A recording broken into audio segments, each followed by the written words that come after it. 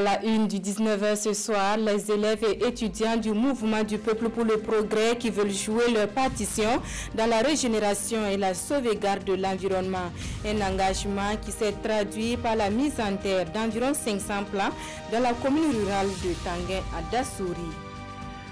Et puis fini la navigation à vue dans l'aménagement du domaine urbain de Bogandé. Sous la houlette du ministère en charge de l'habitat, cette ville dispose désormais de son chemin directeur d'aménagement et d'urbanisme, et cela pour les 15 prochaines années. Bonsoir et merci de nous suivre.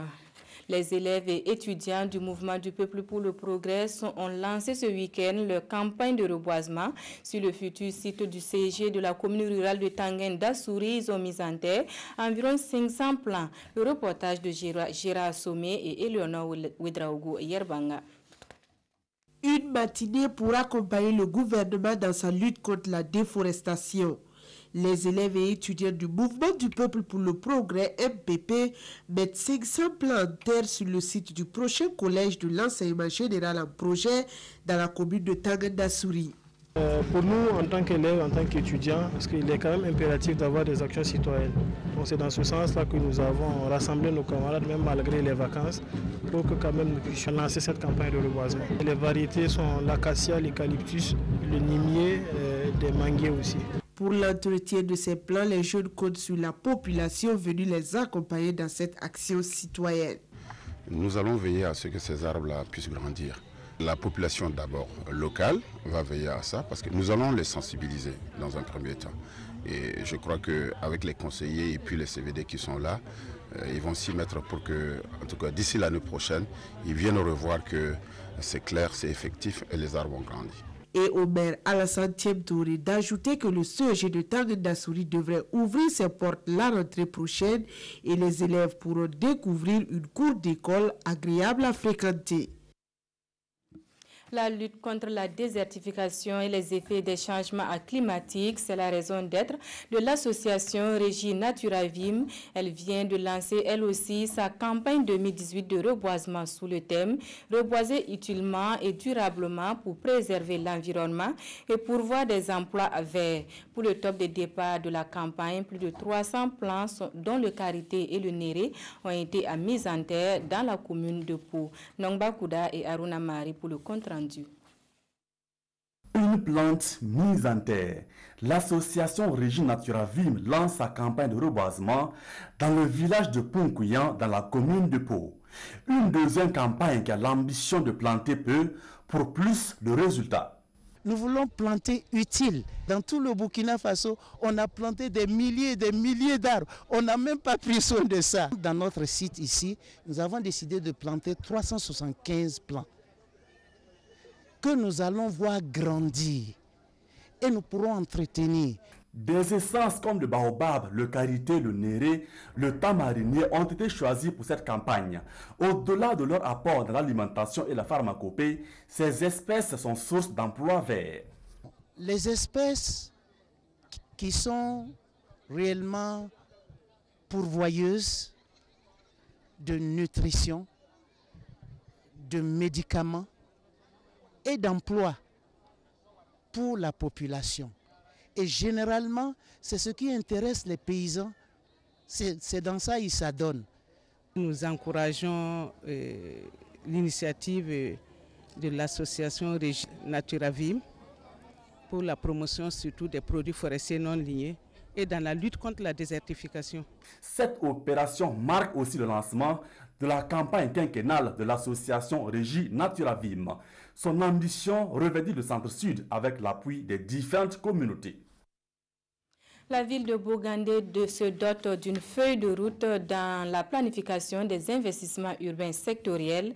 Avec l'appui du ministère en charge de l'habitat, elle dispose désormais d'un schéma directeur d'aménagement et d'urbanisme. La session de validation du document a été suivie pour nous par Presley Kemtore et Rasmata Ouedraogo. D'ici à 2035, la commune de Bogandé va compter plus de 217 000 habitants. Rapport issu d'une analyse diagnostique et prospective du schéma directeur d'aménagement et d'urbanisme de la ville CEDO. Et c'est conscient qu'une croissance urbaine non maîtrisée est une entrave au développement que les acteurs locaux se demandent comment mettre en cohérence les investissements pour un développement harmonieux. Le schéma prend tous les aspects, notamment l'environnement, l'économie, la démographie. C'est véritablement que les acteurs puissent faire toutes les observations possibles pour améliorer ce document. Ils vont veiller au respect des orientations une fois que ce document est adopté en Conseil des ministres. Un outil de planification spatiale pour un développement durable tant attendu par les services déconcentrés. Il n'y a pas de bon vent pour celui qui ne sait pas où il va. Et le ministère de l'Urbanisme, de la Haie et de l'Habitat sait déjà où ils veulent nous amener avec cette planification adaptée. Notre demande est que nous essayons d'accélérer pour les autres grandes villes que sont Gaïri et Diapara. Ça vient changer beaucoup dans nos habitudes d'occupation de l'espace. De savoir que réellement dans telle zone et dans telle zone, nous ne pouvons pas faire des constructions d'habitation.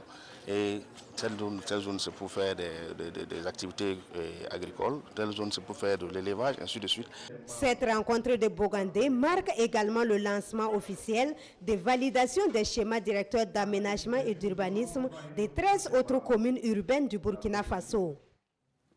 Retrouvons à présent la caravane d'appui conseil aux entreprises. La caravane initiée par la Chambre de commerce et d'industrie du Burkina était la semaine dernière dans la cité des Banquis. Le régime fiscal burkinabé, les modalités de création des entreprises sont entre autres les points inscrits à l'ordre du jour des échanges avec les acteurs économiques de la boucle du Mouhoun. Des précisions avec Lassina Ouattara et Yacouba Gourou. À l'instar de ce commerçant de Dédougou, ils ont tous répondu présents à l'appel de la caravane d'appui aux entreprises dans la région de la boucle de Mouhoun. L'objectif de cette caravane, c'est de prêcher auprès des acteurs du secteur privé de cette partie du Burkina la bonne nouvelle sur les opportunités d'affaires. Les questions fiscales et les différents dispositifs d'appui au secteur privé sont entre autres à l'ordre du jour. De cette caravane, on attend à ce que toutes les informations soient livrées aux opérateurs économiques pour qu'à partir de maintenant, chacun sache quelle démarche entreprendre en cas de difficulté ou bien si on a des marchandises à faire venir et pour que ça ne pose pas de difficultés particulières.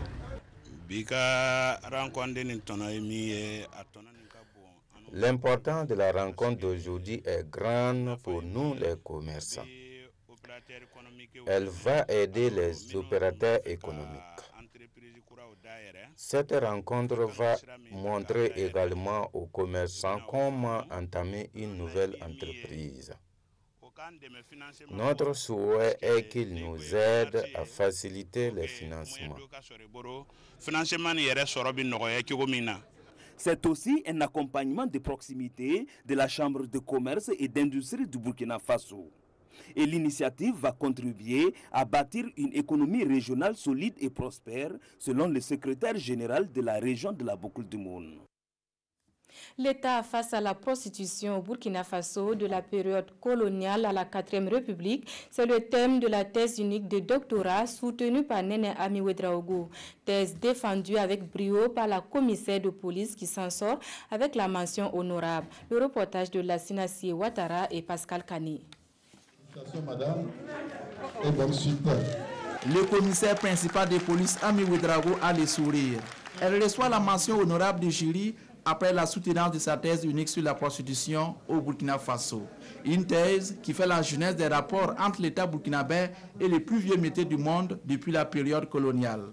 Des rapports conflictuels, mais qui n'empêchent pas pour autant le phénomène de perdurer. Un monde impénétrable que le commissaire de police a décidé d'affronter dans ses recherches. C'est une problématique qui touche les femmes, surtout la dignité des femmes. Et la première raison, c'est aussi le fait que je sois commissaire de police. Je vois beaucoup de choses concernant cette pratique sur le terrain que beaucoup de personnes ne voient pas. Parce que quand on est en mission la nuit, ce qu'on voit dans les rues de Ouagadougou, c'est vraiment révoltant. Et on a l'impression que bon, chacun regarde, il y a quand même un tabou là-dessus. Tout le monde sait qu'il y a un problème, mais personne ne veut en parler. Donc en tant que femme et en tant que commissaire de police, je me suis sentie interpellée. Parce que le commissaire de police aussi, c'est un agent régulier de la société, qui est là pour résoudre les questions de société, qui doit apporter aussi sa contribution dans la résolution des problèmes sociaux. Les membres du jury, après avoir écouté, proposent quelques suggestions pour améliorer le document qu'ils estiment interpellateur. Mais c'est surtout le courage et l'abnégation du commissaire de police qui est salué. Des jeunes filles, environ 250, se ressourcent depuis le 23 juillet dernier à la parole de Dieu au lycée évangélique à Bethel. 16e du genre, ce camp vise également à préparer ces jeunes filles à leur future vie de couple. Kosun Koulibaly et Ouma Zombré. Ces jeunes filles ont passé 7 jours de retraite spirituelle ponctuée de prières et d'adoration.